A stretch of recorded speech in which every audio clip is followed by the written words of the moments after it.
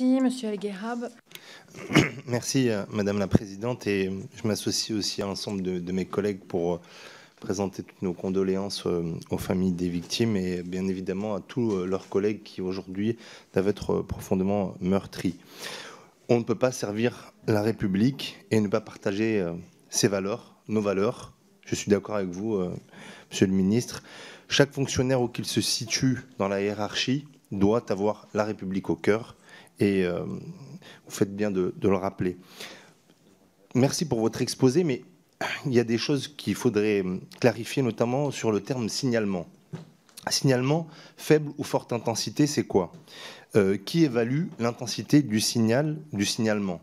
Qui le fait? Mais surtout, j'ai entendu tout à l'heure une des collègues qui disait une conversion à l'islam peut être un signalement, peut faire l'objet d'un signalement. Là, ce serait grave.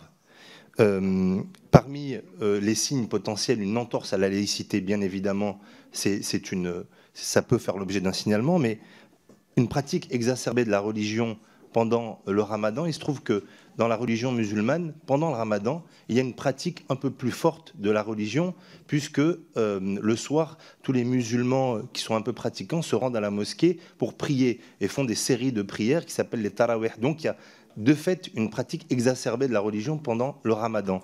Et pour terminer, le port de la barbe, vous avez cité le port de la barbe, ça peut être aussi problématique. D'ailleurs, je constate que vous avez une barbe vous-même.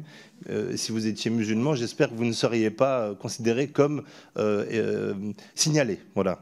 Merci. Je vous remercie, Marie-France Laureau.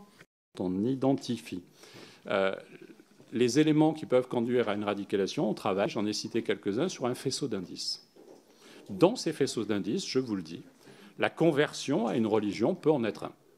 Ça ne veut pas dire qu'il y a radicalisation parce qu'on se convertit. Mais c'est un élément de ce qu'on appelle en droit la théorie des faisceaux d'indices. Et donc c'est l'ensemble de ces faisceaux qui amène à une vérification, et ce n'est pas l'ensemble de ces faisceaux qui fait la radicalisation. C'est la vérification qui doit permettre de voir s'il y a un phénomène de radicalisation ou pas. La barbe peut en être un. Dans le cas dont on parle à la préfecture de police, l'auteur avait une barbe courte. Il n'avait pas une barbe caractéristique de la pratique, par exemple, des salafistes. Je voudrais